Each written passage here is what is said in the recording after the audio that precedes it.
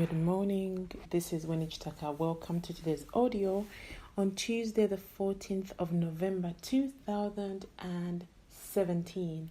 As I say, this is Winnie, empowering Ugandan women and men for the Uganda Youth Collective. This week, as I mentioned yesterday, our focus is going to be under this topic or title, which is nothing changes until your mind changes. Yesterday we talked briefly about it, and yesterday I asked you a question. Why are you here? Or I asked you to reflect on the question, why are you here? Why am I here? That's what we reflected on yesterday. And for those of you who belong to the Empowering Ugandan Women WhatsApp group, we had good conversations within the group. But also, if you're still here and you're somebody that follows us and somebody that listens to most of our audios right here on YouTube or on other social media sites, then I would invite you to also go ahead and join the conversation by simply writing a comment below or after you listen to this audio. So today I continue. Again, under the big theme, nothing changes until your mind changes. But today I want to have a subtitle or a point of focus for today. And it's this: a mother's well-being. A mother's well-being. Part of the work that I do, I am an author, and my book is entitled Empowering Mothers to Mother. If you're somebody that follows me, you will notice there's a trend in the things that I do, and the trend or the thing that is occurring more frequently is the word empowering, or you will find the word purpose or the word discovering your why. It's something that is, I believe, part of why I am here and what motivates me to do what I do. But my passion for mothers is this, because I believe strongly this, that whatever a mother is, eventually the children become that. Because as we are continuing on the theme that nothing changes until your mind changes, the reason we are the way we are, or we think the way we think, especially as children and now as adults, most of the things we're doing today, we were not born that way. Most of the things you do were learned behaviors. You learned to think the way you think. You learned to behave the way you behave. You learned everything that you're doing. For example, when a child is born, a child has no fear when they are born. But whatever a mother feels, they will project onto their children. If your mother is a mother that is afraid of spiders, when a child sees a spider for the first time, because they have never known fear, they have never known that a spider is to be afraid or to be scared of. When a child approaches a spider, if that mother is one who is afraid of spiders, the mother will react in a fearful and an almost scared fashion.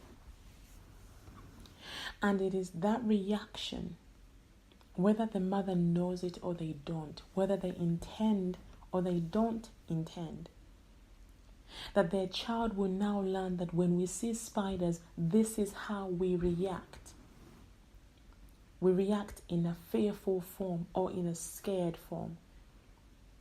But remember, when the child saw the spider, they had no recollection, they had no knowledge that a spider is to be feared. This is why you'll find that children whose parents are more in touch with nature, some of them you find them playing with animals or things that you might be terrified of, and you and your children, again, based on where they grew up. But for these children, because they are parents or they are mothers, I say mothers because most of the times the mother stays at home with the children. Even though now things are changing, this could also apply to the father. A child begins to behave based on what they are seeing their parent do. What you are as a parent, what you are as an individual, it is that you begin to project onto your children. As I said, if you're fearful, even though your child is not, you will soon make your child somebody who's fearful by your reactions to everyday situations. If you're somebody that is doubtful, you doubt everything, your child could be the most confident little boy or little girl.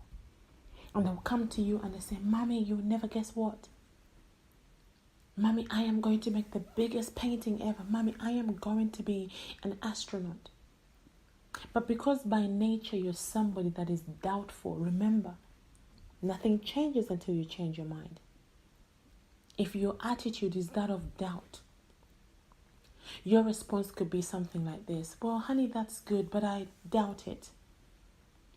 Your child has come with enthusiasm and confidence. And right there by you saying, honey, I doubt it. And sometimes you don't intend to, but because that's what's on the inside of you, it's just a matter of time before your child begins to think the way you think, because it's what they are hearing on a daily basis. This is why I say in my book, and I would encourage you to get yourself a copy of the book. It's available on Amazon, Empowering Mothers to Mother. That as parents, as mothers, as fathers, we are the best role models that our children have, because they are seeing us on a daily basis. They are seeing how we react and respond to every situation in life. If you believe it's not possible, if you're the kind of parent that is always negative and you don't believe things are possible, you're going to project that onto your children. Even if your child has been shown or has proved to be a very great athlete, and you're this kind of person that doesn't believe, that believes everything is or things are not possible, you begin to find or look for an excuse. And many times excuses or reasons that don't even exist to justify what you believe. And if what you believe is it's not possible, you're going to begin to look at your child who is clearly winning medals, whether it's in school games or wherever they are winning these medals or excelling. And you begin to pick on the little things that don't go so well. Oh, but you see right there, I know you did well, but you look at that there. But you know, when you get older, things may not always work out because you believe it's not possible. You begin to look for reasons why. Isn't that sad? Why? What's right in front of you that you're seeing a child is able to do? You begin to find reasons why it's not going to work. But the same is also true. If you believe it's possible, then you as a parent, as a mom, you will begin to look for ways to make it happen. Can you see the difference?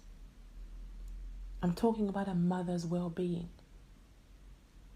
It's so important that as a parent, especially as parents, that your well-being becomes a priority.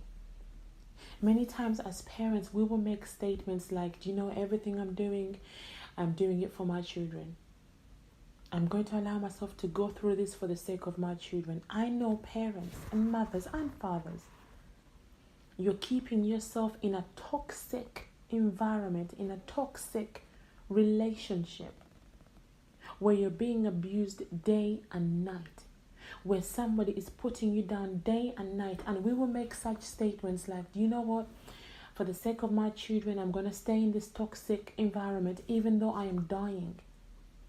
But little do you not know, or do you not understand, That the longer you stay in that toxic environment, in that toxic relationship, in that abusive relationship, the information, what is happening, is going to begin to inform what you're going to start to think and believe about yourself. You could be somebody that before you went into a relationship, you were positive, you believed everything was possible. But because you have been consistently in a relationship with someone, either male or female, that keeps telling you you're not good enough, you are a nobody, maybe they've even cheated on you, and now you begin to compare yourself with the other woman or the other man, and you keep saying, maybe I'm not good enough, maybe there's something wrong with me. That thinking begins to transform the mind of one that believed things were possible. Now you don't believe it's possible. Now you don't believe you can do it. Now you don't believe you're good enough. And so we say as parents, I'm doing it for the sake of my children, I'm going to stay here. But this is what I want to challenge you with this morning or today, ladies and gentlemen. If the relationship we are with as a parent is causing your mind to become toxic to the point that you're becoming negative, to the point that you believe things are not possible, the danger is this: that sooner or later, those very same children you're trying to protect, you're trying to do it for, you're soon going to tell them, sometimes not knowingly, not intentionally, but because you've been in a toxic environment for such a long time, you're going to begin to put down their self-esteem. You're going to begin to believe that it's not possible. You're going to tell them it's not possible by the things and how you react to what they do. Have you not met children that say to you that after seeing what my mother went through, I will never get married? After seeing what my father went through, I'll never have children. Where do you think that came from? Because by you trying to stay in a place that was bad for you, in an effort to protect your children, that actually you've ended up destroying your children. And we're living in such a time, as I work with moms and dads around the world, when I go in to teach as a sleep consultant a baby or a child how to sleep, I can now confidently say almost 95% of the time, there's nothing wrong with the children. Nothing. So you'll ask me, well, Winnie, what's the problem? Problem is simply what I am communicating right now. That as a result of the things that a parent and a mother has been through, as a result of the experiences she's been through, she begins to project these fears onto her child. And even when a child does some of the simplest things, they magnify them as, my child can't do it. My child cannot simply do this. And so what they end up doing is they start to create bad habits where they begin to do everything for the child. And therefore the child that should be learning to be independent and to do things for themselves, they're now growing up in an environment where everything is done for them. So that when they get to a point, for example, they go to school, they go to college, when they are now expected to do things for themselves, it's not because the child is stupid or not intelligent, but because this child was not given the opportunity at the right time when they were developing and growing at the various stages or milestones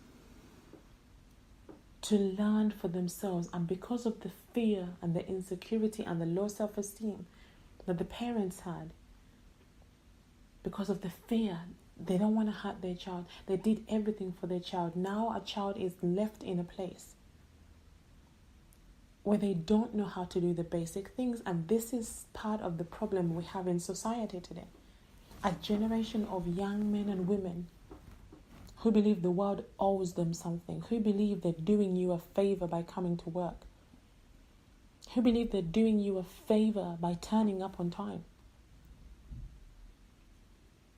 because the parents' well-being has not been in check. And I say this, a happy mother equals a happy child. A happy father equals a happy child, happy family.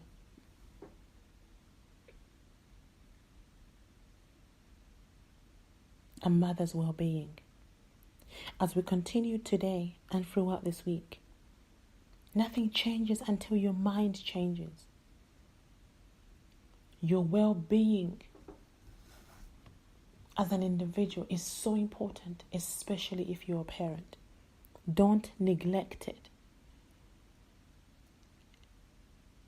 In an effort to say, I am doing this for my children, yes, the best thing you can do for your children is for you to be well, is for you to have the right mindset. It's the best thing you could do for your children. For example, I'll give you another example.